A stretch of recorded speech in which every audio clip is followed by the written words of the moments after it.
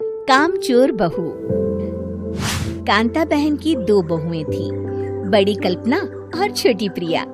कल्पना का जैसा नाम वैसा ही काम। सारा दिन कल्पनाओं में रहती, ना कोई काम करती न कोई धाम। अरे कल्पना बहू, जरा अच्छी सी चटनी पीस दे, आज कुछ मजेदार खाने का मन है। पेट में जलन हो जाएगी माँ जी बुढ़ापे में, और वैसे भी मेरा काम करने का वक्त शाम का है, अब प्रिया को ही बोल दो। इतना कहकर कल्पना वहाँ से चली जाती है। कांता कल्पना के ऐसे रवैये से काफी परेशान रहती है। मैं बना देती हूँ माँ चटनी, ऐसा बोलकर प्रिया माँ को चटनी बनाकर प्लेट में खाने को देती है कि तभी वहाँ कल्पना आ जाती है। अरे वाह चटनी, जरा चख कर तो देखूं, बड़े दिन हो गए। अरे नहीं बहू, तू तो रहने ही दे चटनी खाना, पेट में जलन हो जाएगी।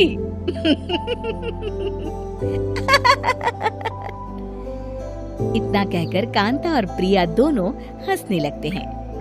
कल्पना सारा दिन या तो मोबाइल में YouTube देखती या फिर सोती रहती। उसका कमरा भी बिखरा और गंदा रहता। एक दिन कल्पना का पति अशोक उससे कहता है, अरे कल्पना, जानवर भी उस जगह को साफ कर लेता है जहाँ वो बैठता है, तुम तो इंसान हो, कैसे इतने गंदे कमरे में रह लेती हो? देखो सारा सामान यहाँ वहाँ बिखरा पड़ा है। ज्यादा अपनी माँ का बोल ना बोलो। हाँ, कमरा तुम्हारा भी तो है, गंदा लग रहा है तो साफ कर लो। पता नहीं तुम्हारे साथ मैं कैसे जिंदगी बिताऊंगा। इतना कहकर अशोक वहाँ से चला जाता है। कल्पना बस खाना खाने कमरे से बाहर आती और फिर से कमरे में चली जाती। इससे कांता बहन काफी परेशान रहती। एक दिन प्रिया कांता से कहती है, माँ, मैं सारा दिन काम करके थक जाती हूँ, आप कल्पना दीदी से कहिए ना कि सुबह और शाम का काम बांट ले। मैं तो अब सिर्फ एक वक्त का ही काम करूँगी। हाँ। अरे तू वो भी ना करना, एक बहू तो कामचोर थी ही, दूसरी भी आ गई काम ना करने के बहाने लेकर। तभी वहाँ प्रिया का पति रमेश आ जाता है। माँ, मैं देख रहा हूँ भाभी कोई काम नहीं करती, प्रिया सारा दिन घर और रसोई का काम करती है, अब कुछ करो ना माँ। कांता मन में कुछ सोचती है और कल्पना के पास जाती है। कल्पना फोन पर मेकअप करना देख रही होती है। कल्पना, तुम सारा दिन बस मोबाइल देखती हो, घर का कोई काम भी कर लिया करो। प्रिया सारा दिन काम करके थक जाती है। आज से मैंने फैसला किया है, एक वक्त का काम तुम करोगी, सुबह का खाना तुम बनाओगी और रात का प्रिया। आप लोगों ने काम को हवा बना रखा है। अरे पता नहीं थोड़ा सा ज्यादा काम करने में आप लोग घबरा क्यों जाते हैं। और हाँ, बहुत ज्यादा प्रिया की तारीफ मत करिए मेरे सामने, बड़ी बहू तो मैं ही रहूंगी। मैं कुछ नहीं जानती, कल सुबह मुझे वक्त से खाना चाहिए, रसोई में आ जाना, वरना कल से तुझे खाना नहीं मिलेगा। अगली सुबह कल्पना रसोई में नहीं आती है।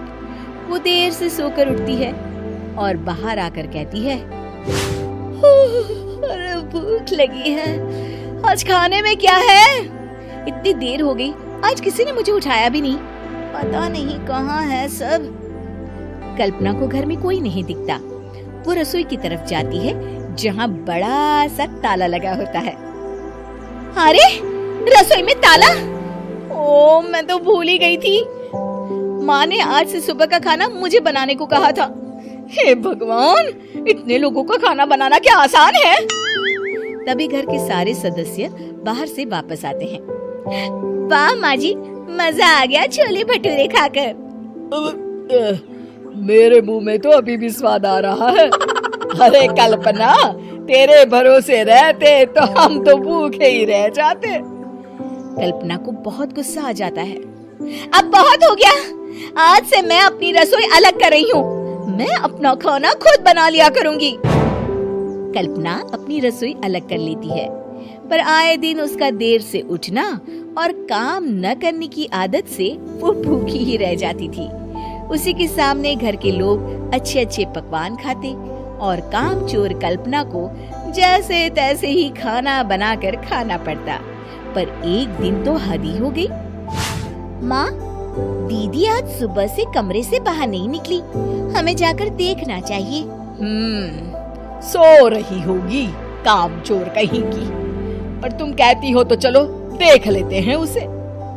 कल्पना कमरे में पेट पकड़कर बैठी होती है। हाय मेरा दर्द, पेट दर्द के मारे मर रही हूँ मैं।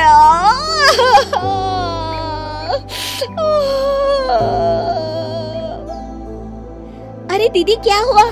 पेट में दर्द क्यों हो रहा है? डॉक्टर को दिखाया आपने? माँ। कल्पना खड़ी होती है और माँ जी के पास आती है। मुझे माफ कर दीजिए, अब से मैं सारे काम में मदद करूंगी, कभी आलस और काम चोरी नहीं करूंगी। हाँ वो तो ठीक है, लेकिन अचानक क्या हो गया जो तू काम करने को तैयार हो गई? कामचोर कल्पना। माँ, लगातार बासी और उल्टा पुल्टा खाना खाने के कारण मेरे पेट में इन्फेक्शन हो गया है। काम न करना पड़े इसलिए मैं 2 दिन का खाना एक दिन ही बना लेती थी। बासी और खराब खाना खाने के कारण लेने के देने पड़ गए। पेट में दर्द हो रहा है। चलो अच्छा हुआ, देर आए दुरुस्त आए।